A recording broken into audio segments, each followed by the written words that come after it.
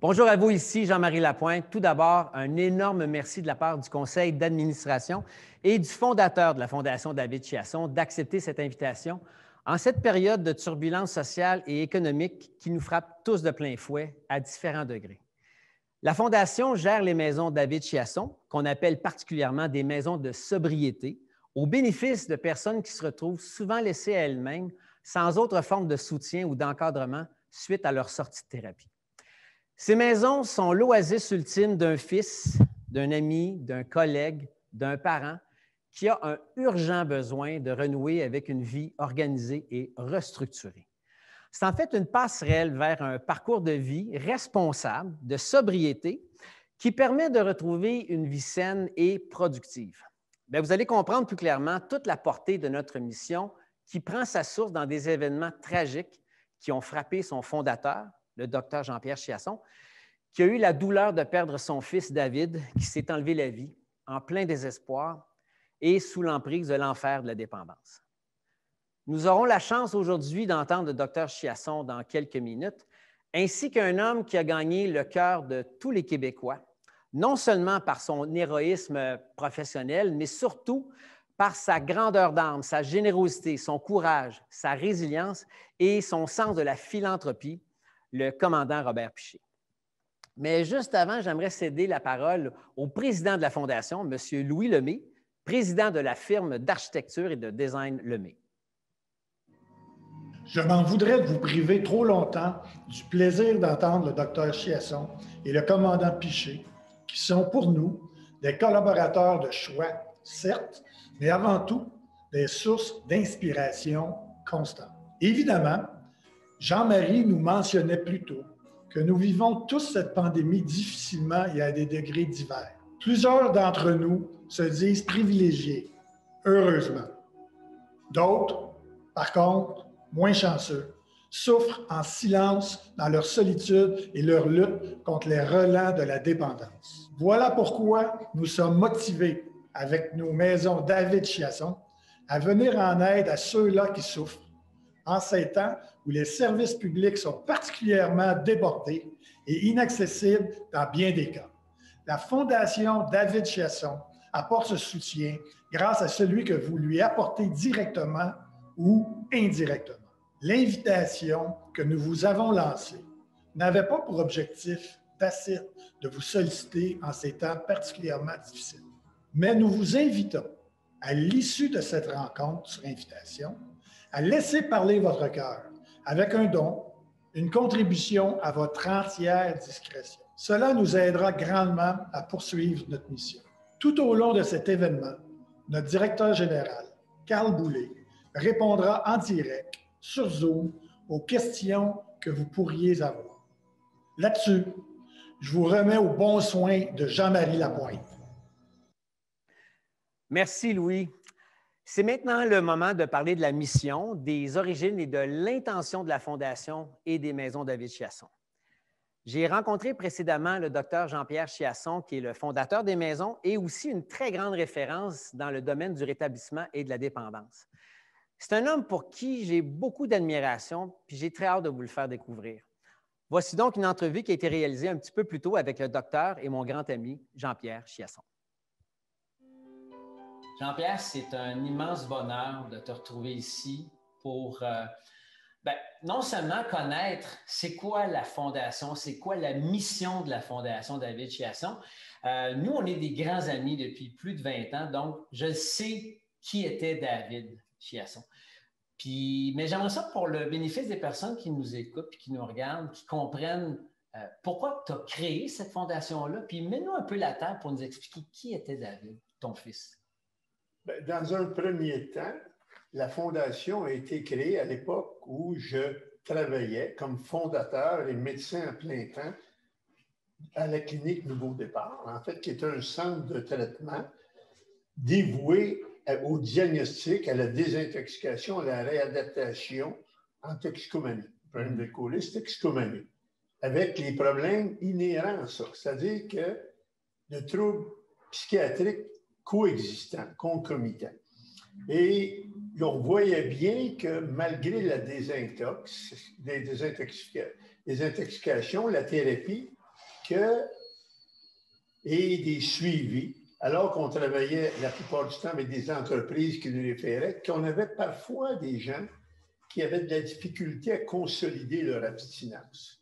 Et c'est dans ce sens-là que, d'abord, c'est venu pour aider les jeunes, mais surtout pour devenir la Maison David Chasson, le but ultime, c'est de faire c'est une entreprise pour consolider l'abstinence, une entreprise aussi pour favoriser l'autonomie, sachant que du point de vue biologique, la toxicomanie, qui est une maladie primaire, avant que les circuits de plaisir qui sont malades se normalisent, ça prend environ 2 ans. Ouais. C'est-à-dire de refaire des nouveaux circuits qui ont été piratés par la toxicomanie. Mais avant d'aller du côté plus scientifique, permets-moi de te poser la question au niveau de...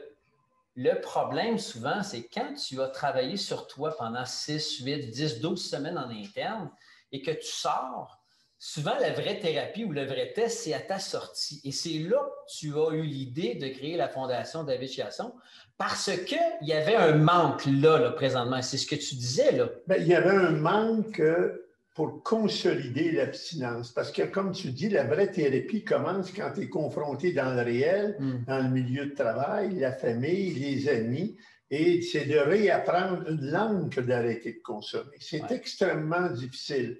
Et la façon de réagir au niveau des émotions, des peurs, des angoisses, des insécurités, des conflits, c'est un réapprentissage des nouveaux. Or, les maisons David Chiasson sont des laboratoires qui favorisent théoriquement, qui ont été empruntés aussi au modèle Oxford pour consolider cette abstinence et faire des nouveaux apprentissages, peut-être dans le milieu de travail, réapprendre à se faire des amis, réapprendre à ne pas tolérer, mieux tolérer les frustrations, éviter les inconforts, faire des choix éclairés. Et il ne faut pas que l'alcoolique toxicomane, que ses pulsions altèrent son jugement. Ouais. Parce qu'il y a des courts-circuits rapides pour éviter les malaises, les peurs, les angoisses, surtout le vide affectif. C'est le cœur de la maladie, de la dépendance. Qui est le cœur de la maladie, cette espèce de sentiment de ne pas être pareil, d'être seul, de ne pas être capable d'entrer en relation de façon satisfaisante. Et tu parlais de David, puis je relisais ce matin un texte sur la douleur du vide, l'incapacité de remplir ce vide-là. Et souvent, en fait, ce qu'on espère avec les maisons de David Chiasson, qui sont des laboratoires d'autonomie affective, qui vont permettre de créer des nouveaux liens, faire des nouveaux apprentissages pour échapper au transfert de dépendance qui se fait souvent en toxicomanie, que ce soit avec l'alcool, avec la drogue, avec la sexualité, tomber en amour avec l'amour, chercher à combler ce vide-là par une relation affective qui est possible. Donc, quand on arrive en thérapie, pour ceux et celles qui ne savent pas c'est quoi cet univers-là de réadaptation à l'interne, on se crée une famille symbolique. On se crée des nouveaux liens, souvent beaucoup plus sains qu'en externe. Alors, le modèle de la maison David Chiasson, il y a un petit peu de ça aussi, de continuer cette famille symbolique-là à l'intérieur de 4 nouveaux murs. Là. Ben, en fait, l'objectif, c'est de créer des familles symboliques, des sentiments d'appartenance. Dans une société où les gens se séparent à 75%, souvent, il y a une fluctuation dans le monde du travail. Les sentiments d'appartenance, ce n'est pas dans les bars qu'on crée ça. Et de faire des assises solides, relationnelles. Et c'est ça, la famille symbolique. Arriver quelque part, d'être connu, reconnu, entendu, compris, accepté. Et pas nécessairement qu'on se fasse dire quoi faire, mais l'impact du mentor ou de quelqu'un qui a plus d'ascendant sur l'autre, sans parler, a une influence positive. C'est des pères aidants. Des pères aidants. Ce qu'on essaie de trouver finalement dans la maison, là, à l'intérieur. C'est ce qu'on souhaite, créer.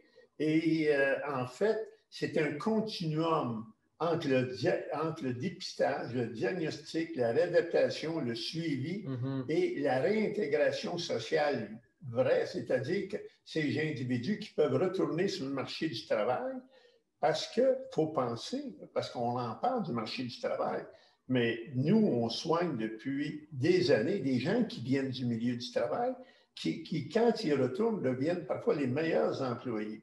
Et je dois raconter que mon implication en antérieure de l'alcoolisme toxicomanie a commencé il y a une trentaine d'années, puis c'est le vice-président de Banque Royale qui trouvait que j'avais des facilités, puis qui m'a dit, M. Don Barron, que we have to treat, on a à soigner nos alcooliques, parce que quand ils sont soignés, c'est nos meilleurs employés, parce qu'ils se débrouillent de n'importe quoi. Ils sont tellement habitués de régler des problèmes que quand ils vont bien, là, c'est nos meilleurs qu'on peut envoyer au front.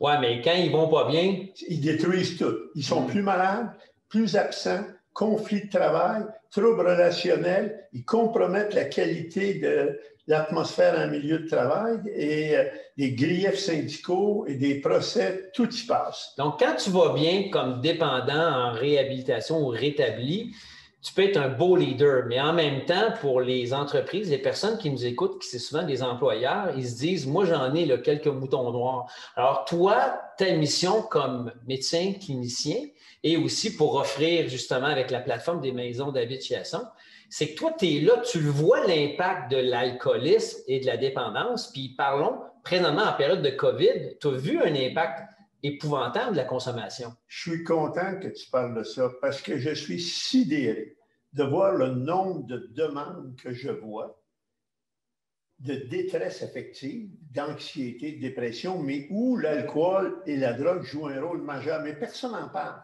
Tout le monde parle de détresse affective, mais on oublie que l'alcoolisme ou les autres toxicomanies, c'est la pathologie psychiatrique la plus fréquente, la moins bien connue, la moins bien diagnostiquée, la moins bien traitée. Et en période de COVID, ce qui m'a frappé au cours des derniers mois, parce que j'agis à la fois comme médecin traitant et médecin expert, c'est de voir des gens qui ne travaillent pas depuis 6 mois, qui ont eu une petite entrevue au téléphone ou en télémédecine, avec des diagnostics d'anxiété, de COVID ou de dépression, mais quand je les vois en expertise in vivo, ils boivent 12-20 bières par jour, ils prennent de la coke, ils prennent des pilules ou ils fument du pot. Il faut penser que toutes ces substances-là me font réagir, d'autant plus que la Société québécoise du cannabis est restée ouverte comme un service essentiel alors que 2 ans, c'était illégal et criminel. Alors, comprenez-vous, je suis surpris. Je vois cette surconsommation d'alcool, de médicaments, de drogue et de cyberporno aussi. Alors, tous ces phénomènes-là sont mis en évidence à cause des fragilités, du manque de communication, d'isolement affectif. Donc, on parle de travailler à la maison. Pour certaines personnes, au début, c'était comme la joie extrême. Mais en même temps, ça peut être aussi un problème en devenir puisqu'on vit encore plus d'isolement. Plus d'isolement peut déclarer aussi un problème de dépendance encore plus grave. Je dirais que c'est pas un faux fuyant, mais c'est un trompeur. C'est trompeur parce qu'au début, ça paraît très beau. Par ailleurs, les gens le milieu de travail, c'est un milieu thérapeutique. Les hommes d'affaires, sans le savoir, c'est des médecins. C'est-à-dire qu'ils créent un milieu dans lequel quelqu'un arrive le matin, il y a quelqu'un qui dit bonjour, il y a un horaire, il y a un cadre, il est encouragé, il y a des tâches. Tu sais. Quand on est isolé à la maison, c'est d'autant plus difficile que parfois tout le monde n'a pas les mêmes facilités matérielles pour travailler. Deuxièmement, il y a parfois des enfants. Parfois, il y a la conjointe avec laquelle c'est parfois étouffant. J'entends ça tous les jours. Et l'éloignement des contacts avec les collègues. Et aussi ceux qui ont des fragilités. Parce que c'est un milieu protégeant, un milieu de travail. On ne peut pas fumer un joint en travaillant. À la maison, en 2 cas, on peut fumer un joint. On peut prendre une petite bière.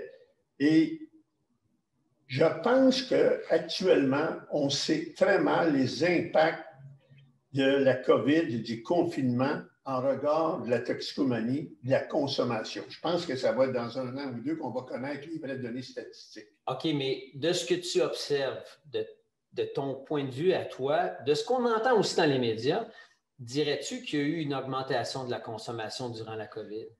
Cliniquement, je le vois. OK. Augmentation chez des gens normaux, en tout cas névrotico-normaux, qui n'ont pas de problème de dépendance, qui consomment plus parce qu'ils s'ennuient. Et ça, j'entends ça tous les jours. OK. Si on regarde les statistiques, il y a une augmentation de 25 de la consommation d'alcool actuellement. Mais, comme je dis, les vraies données, on va les avoir dans 1 an, dans 2 ans. Deuxièmement, la production de cannabis a été 5 fois plus grande depuis 2020 qu'elle l'était au début. Or, il y a quelqu'un qui en consomme. Là. S'ils en produisent plus, ça se vend.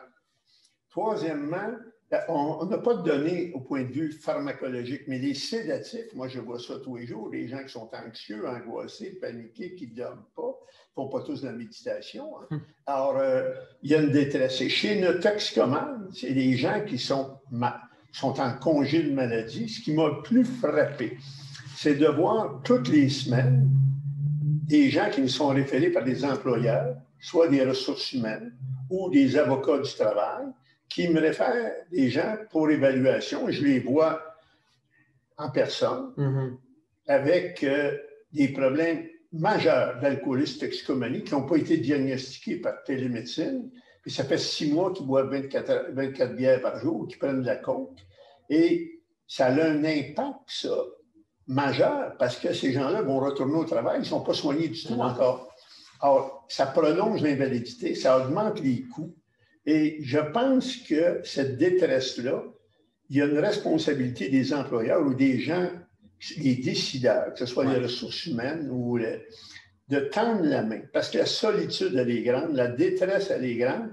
Chez les toxicomanes, il faut penser que la maladie elle-même, c'est un déficit du tonus du plaisir.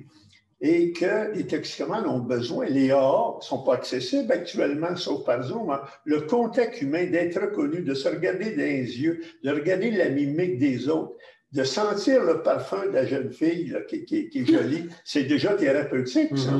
Il ne faut pas l'oublier. Les circuits de plaisir chez les toxicomanes sont piratés par la drogue qui amène éventuellement à la maladie ou à la mort prématurée. Ça, c'est intéressant que tu parles de ça parce que toi-même, tu as soigné ta dépendance. Ça fait au-dessus de 40 ans que tu es sobre de toutes ces substances-là. Et en même temps, dans ton histoire de vie, permets-moi de te ramener sur David, ton fils, parce que tu as voulu donner le nom de ton fils à la Fondation et aux Maisons David Chiasson. Pourquoi c'est important pour toi? Je l'aimais au point de vouloir en mourir, mais je me suis senti tellement coupable d'avoir été impuissant de l'aider, alors qu'il était sensible et probablement David, il faisait tout pour que je ne voie pas ça. Il y a eu des problèmes de toxicomanie. C'était un individu qui était à la recherche d'absolu. Il était allé voir le Dalai Lama au Népal. Il écrivait comme très bien. Et cette détresse-là, quand j'ai appris sa mort, je n'avais pas vu toute cette détresse-là parce que c'est un individu souffrant, souriant. Et son sourire me faisait fondre. Et je lisais des choses ce matin, encore des textes de David, sur le vide intérieur qui était incapable de remplir malgré toutes les fuites qu'il a faites. Et cette espèce d'annonce de la mort, je me souviens que quand les policiers m'ont appelé, toute ma vie a déroulé dans ma tête dans l'espace de 2 minutes. Et j'aurais 100 fois donné ma vie pour qu'il vive. Et j'en parle avec beaucoup d'émotion encore. Et la seule façon de continuer, c'est que j'ai gardé contact avec ses amis, puis je voulais donner un sens à cette mort-là par la Fondation. Et surtout par l'expérience qui m'a appris d'aller détecter la souffrance chez les autres, même s'ils sont souriants. Souffrance qui est souvent camouflée. Et comme médecin en toxicomanie, en fait, c'est de la psychiatrie qu'on fait, c'est de la santé mentale. Et David, il me montrait ça. Puis, deuxièmement, de créer des familles symboliques dans une société où 75% des gens se séparent, où la fille, elle arrive à l'école, puis elle signe son nom, Marie-Hélène Panet-Dumont-Dubois la traverse. Juste signer son nom, c'est déjà un trauma. Cette espèce d'identité qu'on ne retrouve plus. Et pour soigner beaucoup de gens, la chose qui les fait le plus souffrir, tous, c'est la solitude, l'isolement. Parce que peu de gens ont des vrais amis. Et je suis très chanceux d'en voir quelques-uns. Je remercie le ciel tous les jours. Et je pense que la Maison David Chiasson, en créant cette espèce de famille symbolique, peut aider des gens en souffrance qui deviendront des actifs pour la société. Des actifs pas guéris, mais en rémission continue, et qui vont utiliser leur fragilité pour en faire des forces. Ce que tu as fait avec la mort, finalement, de David, puis Viktor Frankl l'avait dit, l'homme peut survivre à toutes les souffrances pourvu qu'il donne un sens. Donc, l'absence et la mort, puis on parle d'une mort santé mentale, de la dépendance, c'est enlever la vie. Donc, c'est une des plus grandes douleurs, si ce n'est pas la plus grande douleur pour un père ou une mère, de perdre un enfant. Alors, toi, tu t'es servi de ça, tu as comme métabolisé toute cette souffrance-là pour au moins être capable de décoder une souffrance cachée. Et en plus de ça, tu as donné un nom à une maison et à une fondation dans l'espoir de sauver des vies. Que ça. Et la satisfaction énorme que ça me donne de travailler, d'offrir de l'espoir, et cet espoir qui va au-delà du diagnostic, de la désintox, de la dépression, mais d'avoir un endroit possible où ils peuvent aller se réfugier et d'être accueillis sans être jugés. Je trouve ça me satisfait énormément. Et les gens me demandent pourquoi je continue à travailler à mon âge. Je n'ai même pas le choix. C'est mon oxygène. Parce que, oui, j'aime ça la pêche, j'aime ça en voyage, mais le plaisir d'offrir de l'espoir à des gens désespérés, c'est un grand, grand privilège. Parce qu'on connaît l'expression des maisons de transition. Ce n'est pas la maison David Chiasson, c'est un milieu de vie, c'est une maison de sobriété. Et parlant de transition, c'est quand tu arrives à la maison David Chiasson, on ne sait pas, tu peux rester là plus que 2 semaines, tu peux rester là 1 mois, 1 an, 2 ans. Et ça, c'est prouvé que les gens qui vivent dans ces maisons de sobriété-là ont moins de chances de rechuter. C'est intéressant ta question. Ça a été fondé sur le modèle Oxford House, qui aux États-Unis, ils ont 2500 maisons. Et ceux qui restent 6 mois, 1 an, le pourcentage d'abstinence monte à 80 %. C'est-à-dire que les chances de succès sont doublées. Parce qu'ils peuvent dialoguer avec des gens qui connaissent ça. Ils peuvent être décodés par des gens qui connaissent ça sans besoin de parler. Peuvent se sentir accueillis. Ça devient comme des frères, une famille, et ça leur permet de donner l'énergie, de faire ce qu'on appelle du refueling, c'est-à-dire d'aller chercher dans l'autre l'énergie qui va être capable d'aller au combat de la vie, travailler, rencontrer du monde, affronter les difficultés qu'on vit tous de façon quotidienne. Sans aller dans les détails des maisons, parce que là, tu as parlé de frères, mais il existe des maisons de sobriété pour femmes, il existe pour hommes aussi, comme on en a ici. Mais j'aimerais quand même juste rappeler quelque chose parce que tu as des employeurs qui nous regardent présentement. Et tu as nommé quelque chose qui, selon moi, c'est de la souffrance invisible. Alors, comme employeur, comme femme et homme d'affaires, on est entouré de gens qui souffrent et qui travaillent très fort à le cacher. Qu'est-ce que tu pourrais dire à ces gens-là comme message d'espoir et aussi comme message d'encouragement?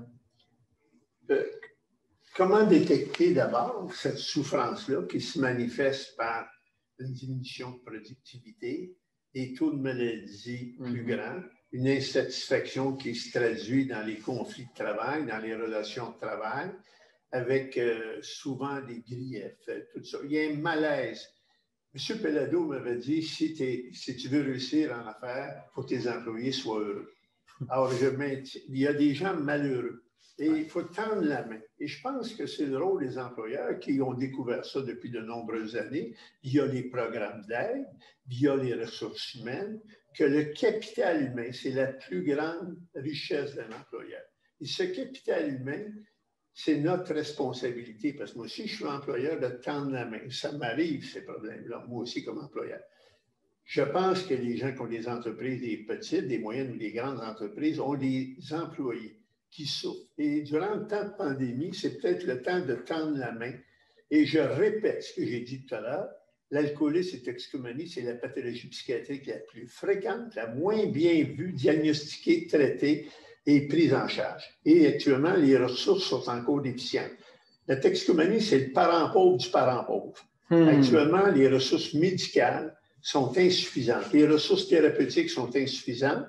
Je pense que les employeurs ont eu cette vision depuis de nombreuses années d'être premiers, les pionniers à créer les programmes d'aide, parce qu'ils savaient que ces gens-là, c'était des actifs, c'est du capital humain. Or, le but, c'est de récupérer ce capital humain en intervenant précocement quand il y a des détresses, en gardant le contact, en n'ayant pas peur de diriger, soit pour des intox ou pour expertise, qui cautionnent le traitement et, dans certains cas, ceux qui sont plus démunis au point de vue support familial ou personnel ou interpersonnel, d'être dirigés dans les maisons de thérapie. Pour garder ce capital humain que quelqu'un qui a appris dans une entreprise durant 10 ans une expertise unique de ne pas la perdre. Donc, si je comprends bien, l'œuvre de ta vie, tu me l'as souvent dit, De Gaulle disait « on est l'homme d'un seul livre ». Donc, toi, ton livre, c'est de sauver des gens. Tu l'as fait à la clinique Nouveau Départ. Tu poursuis de le faire, tu continues. Et avec la maison David Chiasson, c'est un petit peu, j'allais dire, l'extension de ta mission qui va te survivre. Je veux dire, toi, dans 20 ans, dans 30 ans, il y a des chances que tu ne sois plus ici. Mais ton souhait, c'est que David Chiasson, avec ses maisons et sa fondation, ça survit. En fait, l'héritage qu'on laisse, c'est l'amour qu'on a donné autour de soi. Moi, j'ai l'amour de mon métier encore. Je suis fasciné par mon métier. Je pense que la mort de David m'a appris à découvrir la souffrance humaine souvent camouflée et d'y donner un sens pour... Les Anglais disent « If it doesn't kill you, it makes you stronger ». Ce qui ne tue pas nous rend plus forts. Et je pense que nous sommes la somme de nos expériences, et c'était mon cas, parce qu'à 78 ans, les gens me demandent pourquoi je travaille, et je peux vous dire que je suis très heureux de le faire. C'est encore le plus beau voyage, parce qu'à peu près toutes les folies de la Terre sont 25 pieds autour de moi. Alors, je te laisse le mot de la fin. La caméra, si tu veux t'adresser à une caméra, juste dire un petit mot à nos donateurs, à nos hommes et femmes d'affaires qui nous écoutent. Qu'est-ce que tu as envie de leur dire? Merci de nous écouter. Et si vous avez à cœur vos employés, dont peut-être 10 à 20 souffriront de ce problème-là, de leur tendre la main, particulièrement en temps de pandémie où la solitude, l'angoisse, l'insécurité est grande. Il faut penser que beaucoup de gens qui perdent leur emploi. Et si vous avez cette vision de vouloir aider votre capital humain, ben, écoutez, de donner à la maison David Chiasson, ça serait très apprécié. Merci de votre écoute. Merci Jean-Pierre, merci. C'est un privilège de t'avoir comme ami et que tu sois dans ma vie et dans la vie de tant de gens un exemple extraordinaire de résilience. Alors, longue vie et une belle mission. Continue. Qui ne connaît pas celui qui est devenu du jour au lendemain le héros du vol 236 d'Air Transat et qui a réussi à sauver 306 personnes d'une mort certaine en posant contre toute attente son Airbus A330 aux Açores en 2001. Le commandant Robert Piché est devenu une figure emblématique, un véritable héros des temps modernes aux 4 coins de la planète. On le connaît bien sûr pour cet événement spectaculaire, mais peu de gens pourraient chiffrer le nombre d'hommes et de femmes qu'il a aidés ou contribué à sauver de l'enfer de la dépendance en partageant publiquement qu'il était lui-même un alcoolique, un dépendant, en rémission depuis de nombreuses années, gagnant la bataille contre ses démons intérieurs un jour à la fois. Je vous présente donc un homme généreux, un être sensible, un grand humaniste qui a compris que l'histoire de chaque être humain est d'une grande complexité et qui ne peut se résumer en un claquement de doigts. Bien qu'il soit aujourd'hui à la retraite, il est toujours aux yeux de tout le monde le commandant Robert Piché, mais aujourd'hui, il pilote une toute autre mission, celle de la philanthropie et de la compassion dans l'action. Alors, tout juste avant d'accueillir Robert Piché, je vous invite à regarder cette vidéo. We now continue with On a Wing and a Prayer, a Dateline special. As sirens broke the early morning quiet on the ground, there had already been reports the plane had crashed. The powerless Airbus with 306 people aboard silently coasted towards the end of its journey. U.S. Air Force emergency crews thought the worst. Started to call search and rescue because we thought the aircraft was gone. Using eyewitness and passenger accounts, Dateline had graphic artists develop animation to approximate what occurred that morning. The airliner was nearly invisible in the dim light as controllers flashed the runway lights until the captain had the field in sight. Air Transat 236 was in the final moments of a flight that looked like it could end in disaster. It was just a horrifying, terrifying experience, that's all. It was gliding, going way too fast as the pilot attempted to line up with runway 33 at Lodges Field on the island of Terceira. On board, the passengers got in crash position for the final impact. I kept looking out the window as long as I possibly could, trying to find that patch of land. And then, as Flight 236 careened towards the field, Elisa Bernard saw it. I yelled out, "We're over land, we're over land." But in the tower, the U.S. and Portuguese controllers could see how desperate the situation really was. He was too high, too fast, and we knew that he had no brakes because the brakes are made by the engine. He had no reverse. And once he got over the landing threshold, which is the very beginning of the runway, his aircraft started to tip side to side.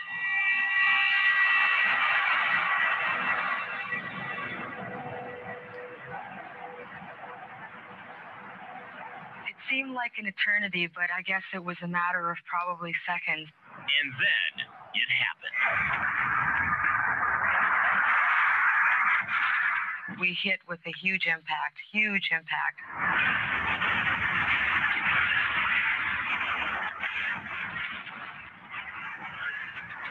The huge airliner scraped along the runway, making sounds passengers had never heard in their lives. You just heard a grind. You felt your body pull forward. Flight 236 had made it to Lodges Field on the island of Terceira, but it was blowing tires and ripping up the pavement as it hurtled towards the end of the runway. Then the jump again, and then again, and that's when I saw all those sparks coming out. And we just dragged down the runway. You're just jerking back and forth. In the base control tower, the Air Force personnel could do no more. I prayed for him, yes. Please stop, stop, stop. As it finally slowed down, the back of the plane erupted in applause.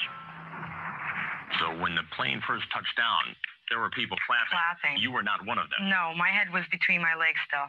You knew that we were still... It wasn't over yet. No, we were far from having this thing over, and that there was still a lot of things that could go wrong. The Airbus finally came to a stop. The mile-and-a-half tear down the runway was over. The danger was not. We had leakage of fuel, sparks, smoke. You do the math. That means explosion. We were being told to very quickly get out of the airplane because something is very wrong. I jumped out of my seat, and my flight attendant looks at me in the eyes and says, "Run, we have 2 minutes." When we got off, I noticed that there was a fire on the landing gear. At that point, I knew we had to run. Just ran for my life. I must have ran for 2-3 kilometers. How far do I have to run before this plane explodes? Before you're safe, yeah. Before I'm safe. The flight attendants deployed the emergency slides within seconds, and incredibly, they got all 306 passengers and crew off in less than a minute and a half. Firefighters raced to the stricken airliner and found there was no leaking fuel. They quickly extinguished the fire. These are the first photographs taken at the scene moments after the accident site was secured. The pilot had made a perfect landing directly down the center line of the runway. And if you have to make an emergency landing, this is the place to do it. The military runway is 2 miles long. It's even designated as an emergency landing strip for NASA's space shuttle.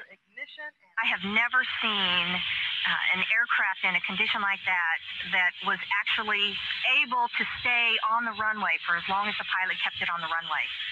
There were 9 minor injuries to passengers coming down the escape slide, but everyone was alive. It was a sense of relief, and there's no doubt in my mind it was a miracle. A miracle to everyone on board. A proud moment for the Lodges Air Base, and a testament to the skill of an airline captain. The safe landing of that aircraft was definitely in the hands of the pilot. Captain Robert Pichet had pulled off one of the most amazing feats in the annals of aviation, flying the plane for more than 20 minutes with no engine power at all. You stop not to believe it. I mean, makes no sense that a big jet with 2 engines has no more power with 300 people on board, you know. The U.S. and Portuguese Air Force personnel tried to make the passengers comfortable and provided medical attention. One American serviceman refused to leave Elisa Bernard's side. And I just looked at the aircraft and I looked at him. And he said, "Ma'am, are you okay?" And I said, "I need to be sick." He said, he kept asking me if I needed a doctor. I said, "No, I just need to throw up." He said, "Well, go ahead, throw up." And I said, "Well, I can't with you here." And she soon learned the amazing truth and just how desperate their situation had been. I said to him at that point, "It was close, wasn't it?" And he said, "Oh, yeah." He said, "It was close. We had boats deployed in the water." Told you that they really didn't think it was going to make it. No, they told us that we had been up there for 20 minutes without fuel. Without fuel? Mm-hmm. I couldn't believe it. 20 minutes in the air without fuel? 20 minutes in the air without fuel. It was true. The airliner had literally run out of gas. And as the passengers would soon find out, what happened on Air Transat Flight 236 was an ordeal that should never have occurred. It's like getting a revolver, spinning it around and putting a gun to your head. And if you die, you die. If you don't, you don't. If it didn't happen to us, what happened to the next one?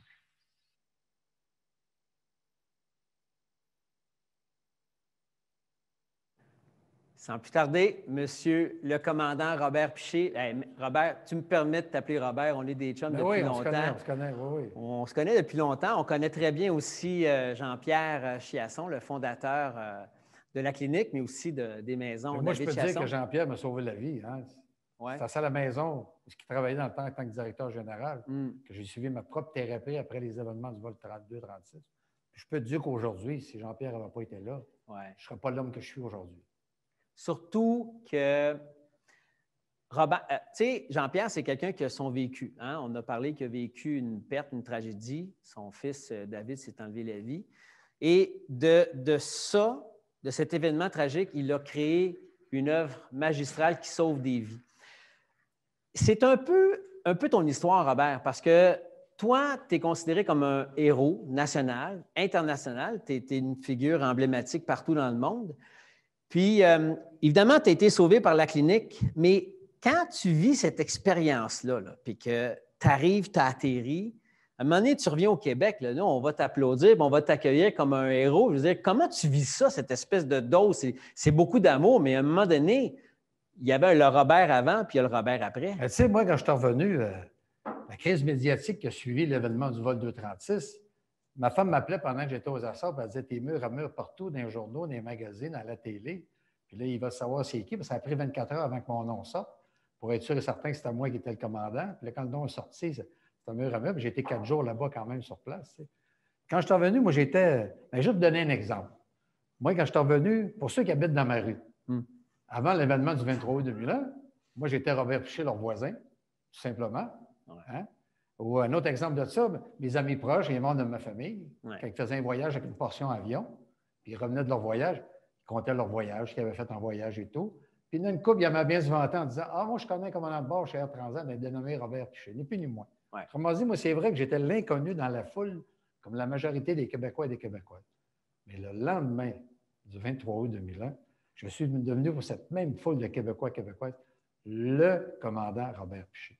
Puis, tu sais, moi, mon titre de commandant, c'est un titre professionnel. Ouais. C'est pas un titre militaire. On ne se parle pas de nous autres, commandants, premier officier. On se parle par nos prénoms, de collègues, tu sais. Ouais. Mais il reste toujours que ce titre-là, 19 ans plus tard, ça fait 19 ans que les événements sont arrivés. À toute fois, je me fais reconnaître, ou je me fais présenter une foule, ou je me fais féliciter. C'est toujours le titre de commandant qui ressort. Tu vois? C'est bizarre. Je vais vous donner un petit exemple cocasse de ça. Une fois, j'ai été à l'épicerie avec mon épouse après les événements. Puis on était à la caisse en train d'attendre de passer à la caisse. Puis il y avait un couple d'un certain âge en avant de nous. Puis tout d'un coup, la dame du couple, elle s'arrivait, elle dit: "Hey, vous," elle dit, "vous êtes le commandant?" Elle dit: "Voyons, mais nous, c'est quoi déjà son nom?" Elle dit: "Tu sais, c'est le pilote qui a atterri un gros Boeing à une des îles du Pacifique." Puis là, je regarde mon épouse, je dis: "Tu vois, ma chérie?" J'ai dit: "La madame, elle, c'est pas mon nom, mais pas du tout. Ouais. L'événement, un Boeing dans le Pacifique versus un Airbus dans l'Atlantique.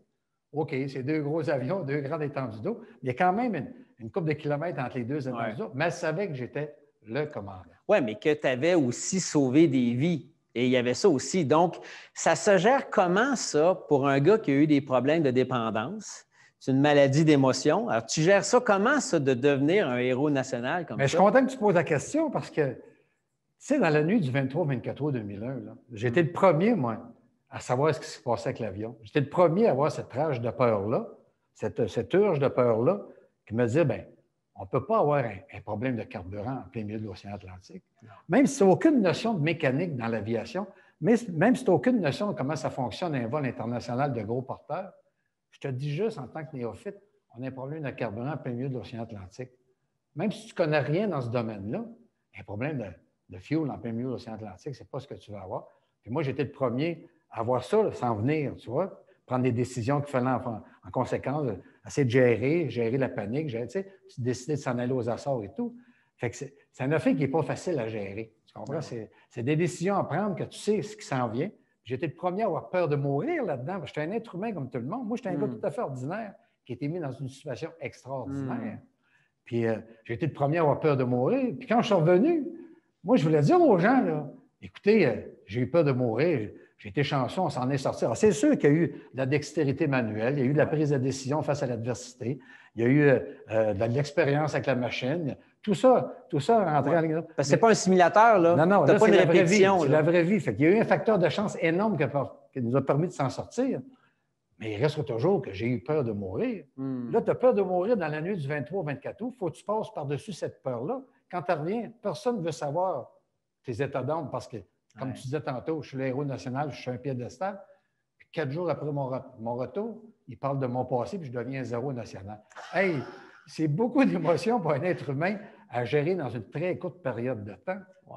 Tu me demandes comment je me suis senti. Bien, c'est le même que je me suis senti. Quand j'ai rencontré Jean-Pierre pour suivre ma thérapie suite à l'abus d'alcool, parce que moi, ma seule manière, après, vu que j'étais tout seul en haut de la pyramide à gérer mon trop-plein d'émotions, la seule manière, c'était de consommer de l'alcool. Moi, je savais en me couchant que je l'oubliais. Je savais que le problème allait être là le lendemain matin. Mais au moins, en me couchant, je savais que je pouvais oublier ça pour prendre au moins un break, mettre ma tête en repos. T'sais. Parce que cet événement-là aurait pu faire en sorte que tu te pètes la face pour le restant de tes jours, puis tu aurais pu en mourir de ça. Tu aurais pu mourir de la dépendance. C'est une maladie mortelle, ça, là. Ah, mais quand je suis arrivé au bout du rouleau 6 mois plus tard, là, puis je suis allé voir mon patron, puis j'ai demandé, y a-t-il un programme qui existe pour... Parce que là, ma consommation d'alcool n'a pas de bon sens. Ma femme ne veut plus sortir avec moi quand on sort aller voir des amis parce que je reviens toujours trop. C'est elle qui est chauffeur désigné. Tu vois, c'est j'ai dit, y a-t-il un programme? Il faut que je parle à quelqu'un. Puis moi, je suis un peu comme toi, on s'est toujours entraîné toute notre vie. Puis je voyais bien que dans l'entraînement, ça ne marchait pas aussi bien au point de vue physique. Puis la consommation d'alcool augmentait. Puis je m'en rendais compte. Mais j'étais loin de me douter que j'étais un alcoolique. Tu comprends? Moi, j'ai consommé pendant 30 ans de temps. Puis jamais je me suis dit, dans ce 30 ans de temps-là, que j'avais un problème de boisson, que j'étais un alcoolique. C'est quand j'ai rencontré Jean-Pierre que j'ai fait face à cette problématique-là. Puis mon patron a dit, bien oui, on a un programme, un protocole à suivre, puis si tu veux rentrer dans le protocole, c'est libre à toi, puis tu gardes ton emploi, puis tu vas suivre une thérapie. Puis c'est de même que j'ai abouti à la maison de thérapie de Jean-Pierre Chiasson. Wow! C'est tout un événement quand tu penses à ça, tu vois. Alors toi, ta vie, non seulement elle a basculé avec cet événement-là, tu es tombé sur un bon médecin, Jean-Pierre Chiasson, tu as fait le programme, et depuis... Tu es resté quand même sobre. Ça fait combien d'années que tu es abstiné? Bien, ça fait 18 ans. Ça fait un peu plus que 18 ans en février cette année que je suis sobre. Mais tu sais, en thérapie, là, tu rencontres toutes sortes de personnes. Puis, nous, on est à peu près une trentaine dans mon temps de thérapie. J'ai vu des gens là, intelligents là, qui ont tout perdu. Là, je veux dire, le gars, le gros salaire, gros compte de dépenses, les rires pleins, gros job et tout. Puis le gars est rendu qu'il a tout perdu, femme, enfant, argent, puis il est dans la rue. Là. Puis moi, j'avais la chance d'être pris en charge par une compagnie, par le programme de l'aide aux employés, le PAE. J'avais encore ma job, j'avais encore mon salaire, puis ma job était garantie à mon retour sur l'ouvrage. Puis j'avais encore ma femme, ma maison, ma voiture, les enfants, tout. Fait que quand j'ai eu cette aide-là, je ne pouvais pas faire autrement que de dire, je vais sortir de là, je suis le héros national, je suis guéri. Hein? Tu sais comment on est, quand on sort des thérapies, on est boosté. Je suis guéri, je peux m'asseoir. Tu sais, je peux m'asseoir tranquille, puis finir mon temps chez Air Transat, puis après ça, je prendrai ma retraite. Bien non, ça m'a tellement touché en thérapie. J'ai dit, il y en a qui ont tout perdu. Moi, j'ai eu la chance et je suis privilégié aujourd'hui de la vie, et surtout dans le temps de la COVID aujourd'hui. Il faut donner dans notre temps. On n'a pas le choix. C'est pour ça que je me suis joint au conseil d'administration de Fondation David Chiasson, pour aider celui qui souffre et celui qui veut s'en sortir. Tu sais, les maisons de sobriété là, qui fait partie de la Fondation Chiasson, c'est extraordinaire pour un gars qui sort de thérapie, parce que moi, je me souviens, quand je suis sorti de thérapie, il n'y en avait pas de maison de sobriété. Puis tu es comme laissé un petit peu en toi-même en sortant de thérapie et à commencer à faire des meetings ou des rencontres dans les associations anonymes, peu importe ta dépendance. Puis entre les deux, il y a comme un vide. Là, tu sais. Mais la vraie game commence là. Ah oui, c'est le vrai game. Ça c'est là que ça commence. Puis quand tu as une maison de sobriété comme celle qu'on a à la Fondation Chiasson, ça t'aide. Hein? Tu es parmi d'autres qui sont comme toi, qui veulent s'en sortir. Puis là, tu vois que tu n'es pas tout seul, puis c'est toujours important d'en parler. Puis je pense que c'est une très belle cause. Je pense que ça vaut la peine d'être généreux aujourd'hui. Oui, puis je pense que tu deviens un bel ambassadeur, c'est une belle renaissance, c'est une belle résilience. Jean-Pierre en est un exemple. Mais c'est drôle parce que pendant que tu racontais ton histoire, je ne pouvais pas m'empêcher de faire un lien entre, il y a le commandant Robert Piché qui est aussi à la tête d'un avion, puis qui doit sauver des vies. Mais je sais qu'il y a des gens qui nous regardent présentement, puis c'est des gens d'affaires, c'est des femmes d'affaires, c'est des hommes d'affaires et qui ont à prendre des décisions et ils ont des fois pas 3-4 semaines pour prendre la décision. Donc, je pense que tu es peut-être le meilleur pour leur parler et leur dévoiler ou leur partager un petit peu comment on se gère. Parce que quand on a une entreprise, on a une responsabilité. Et je ne sais pas comment tu peux adresser ton mot ce soir aux hommes et aux femmes d'affaires qui nous écoutent et qui ont aussi peut-être dans leur entreprise des employés qui ont peut-être besoin d'aide et qui doivent prendre des décisions aussi au quotidien. Comment on peut leur adresser la parole ce soir? Bien, tu vois, c'est difficile à parler de ça parce qu'on est pris d'une maladie qui est un petit peu insidieuse, sournoise, puis tu n'essaies pas de te montrer. Moi, j'ai toujours pensé dans mon temps de consommation que jamais personne ne s'apercevait que je consommais. Pourtant, tout le monde était au courant. Je me souviens, à 25 ans, un de mes vieux chefs pilotes m'avait dit, Robert, il m'avait amené dans son bureau, il m'avait dit, Robert, il faudrait que tu arrêtes de consommer. Ça commence à se parler. Tu sais, à 25 ans, tu es un petit coq. Je lui ai dit, de quoi il se mêle, lui? Tu sais, tu n'es pas mon père. Il avait raison à ce moment-là. C'est un premier warning que j'ai reçu, que je n'ai pas pris la peine de m'arrêter. Ouais. Puis, tu sais, ça vaut la peine de donner une deuxième chance à quelqu'un qui veut vraiment s'en sortir, parce que la priorité numéro 1 pour vouloir t'en sortir, c'est justement de vouloir t'en sortir de toi-même, tu vois. Fait qu'il y a des aides qui existent, entre autres les maisons Chiasson, des maisons de sobriété de la Fondation Chiasson. Mais c'est ça qu'il faut que tu fasses pour t'en sortir. Il faut que tu prennes une décision. Il faut que tu donnes une chance à la vie. Tu es dans le plus bas de ta vie et tu veux t'en sortir. Il faut que tu prennes de l'aide, tu n'as pas le choix.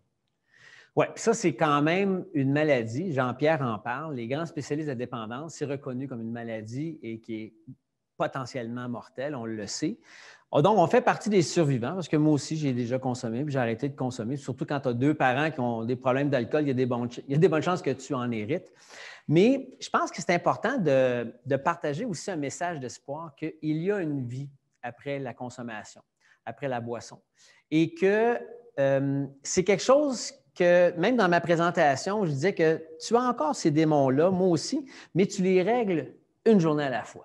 Le mode de vie 24 heures à la fois, on le partage dans les maisons de thérapie, dans les meetings anonymes, dans les maisons de sobriété David Chiasson. Ce mode de vie-là, pour toi, est-ce que c'est facile maintenant d'être dans l'instant présent et de vivre une journée à la fois? C'est jamais vraiment facile. Il y a des journées que c'est facile et des journées que c'est pas facile. C'est que des fois, je me lève le matin, pour parler du vol 236, admettons, je me lève le matin, c'est correct. J'ai fait le vol 236, j'ai réussi à m'en sortir à cause de la chance, de la communication, du travail d'équipe et tout. Et d'autres matins, je me lève, même moi qui est le principal acteur de cet événement-là, je ne reviens pas de ce qui m'est arrivé ce soir-là, tu vois, puis de la manière qu'on s'en est sorti. Au point de vue consommation, c'est pareil. Même si ça fait 18 ans que j'ai arrêté de consommer, il y a des matins, je me lève, tout va bien. Mais elle sait que des fois, ça va 3 jours, ça va bien, puis je commence à paniquer parce que ça va trop bien depuis 3 jours. Il y a quelque chose qui va m'arriver. C'est sûr que ça ne peut pas aller bien 3 jours sans aucune raison. Puis il y a d'autres matins que je me lève, ça ne va pas assez vite. Il y a des matins, il faut que ça aille plus vite. Pourtant, je n'ai rien à faire. Je suis à la retraite, je n'ai pas de problème monétaire, j'ai encore ma femme, les enfants, tout va bien, tu vois. Je suis en santé, je m'entraîne, la vie est belle. Mais il y a des matins que je me lève, je sais que ce matin-là, en me levant, je ne l'ai pas. C'est entre les deux oreilles que ça se passe, ton affaire. C'est ça. C'est là que mon mode de vie, que tu parles des associations anonymes, rentre en ligne de compte avec les 12 fameuses étapes qu'il faut suivre, qu'il faut vivre, puis il faut pratiquer. Et c'est là qu'il faut que je me parle. Même si tu parles à quelqu'un, même si mon épouse me dit « Tu n'as pas de l'air affilé le matin », c'est pas assez. Tu comprends? Ça prend quelque chose de plus grand que nous autres pour s'en sortir. Tu sais? Puis tu es obligé de parler à plus grand que toi pour pouvoir t'en sortir. Tu n'as comme pas le choix. Puis si je ne me parle pas, ça dégénère. Tu sais? Je dis souvent en face, je vais prendre, mettons, acheter mon journal de Montréal, prendre un café au dépanneur à 7 h le matin, des matins que ça va pas assez vite. Puis le gars en avant de moi, que je ne connais pas, que je n'ai jamais vu, que je ne reverrai jamais, il échappe son 2 piastres dans le chocolat en face de la caisse. Il est à 4 pattes en train de chercher son 2 piastres. Moi, je trouve que ça ne va pas.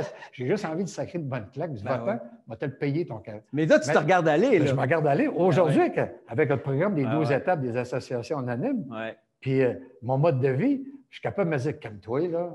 Il va le trouver son 2 piastres, là, puis il va payer. Puis ça prend 10 secondes.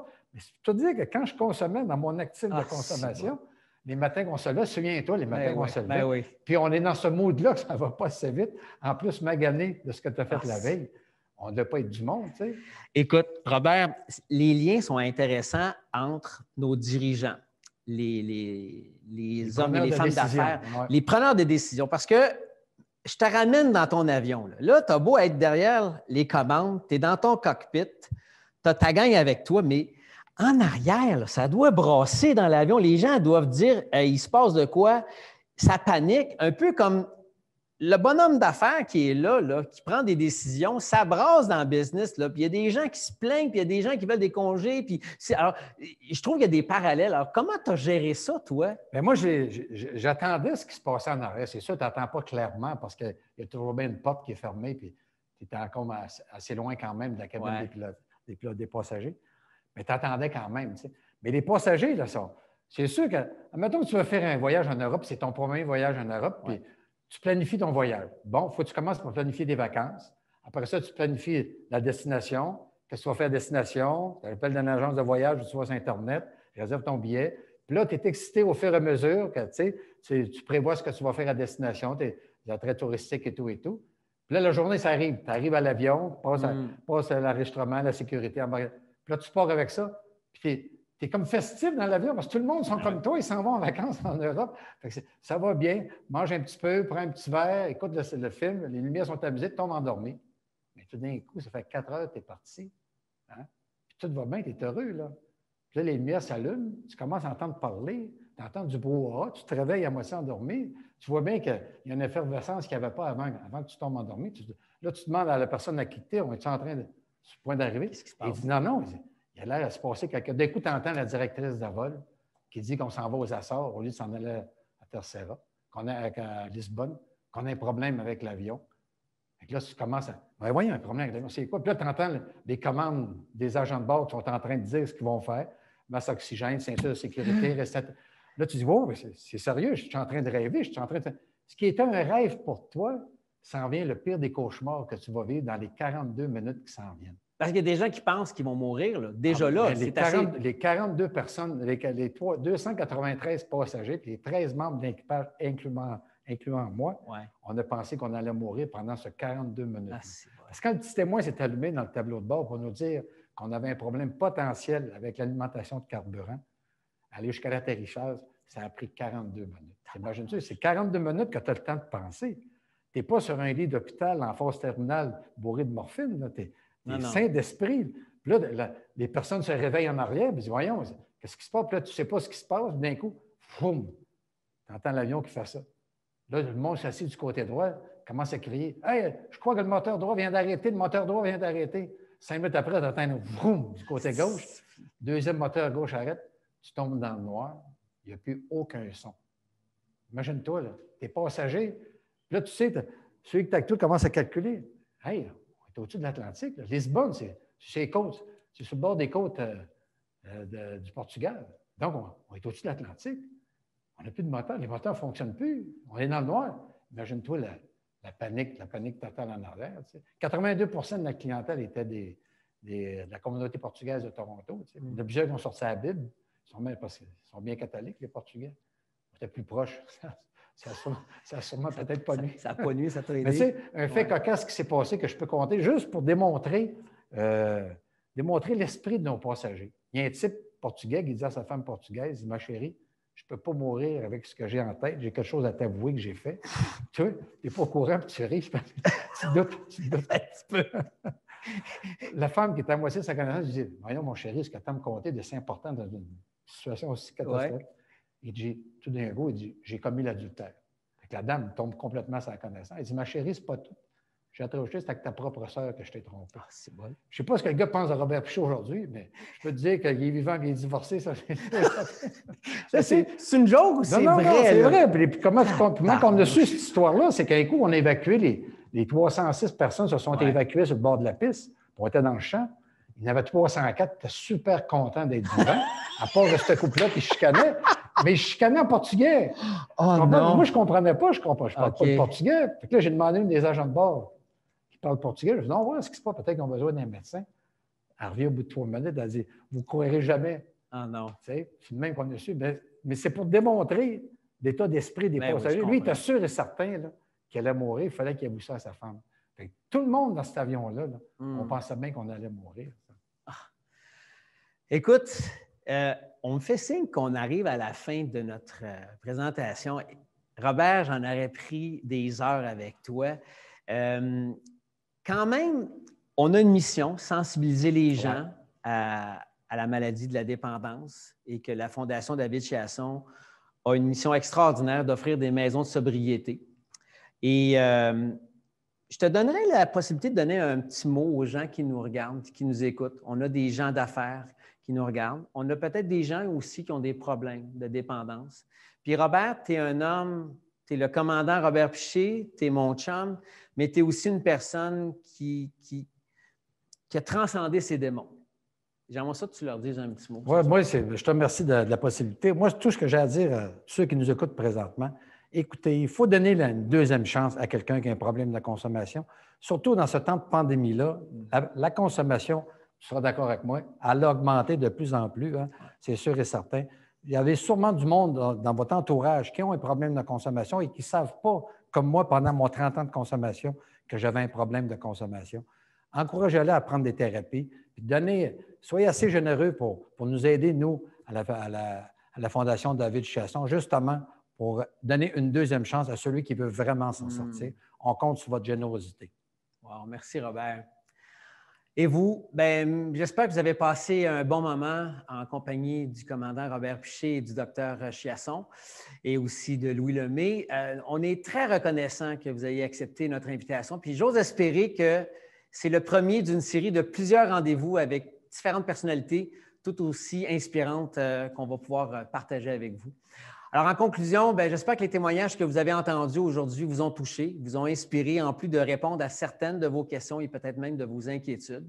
Et comme Robert le dit, si le cœur vous en dit et que vous êtes convaincu de la pertinence de notre mission, vous pouvez faire un don sur une base tout à fait volontaire sur le site Internet de la Fondation. L'adresse apparaît à l'écran. Et on va vous remettre un reçu pour fin de déduction d'impôt en retour de votre contribution. Alors, encore une fois, Robert, merci. Jean-Pierre, Louis et à vous toutes et tous, merci d'avoir été avec nous. À très bientôt, puis passez de très belles fêtes.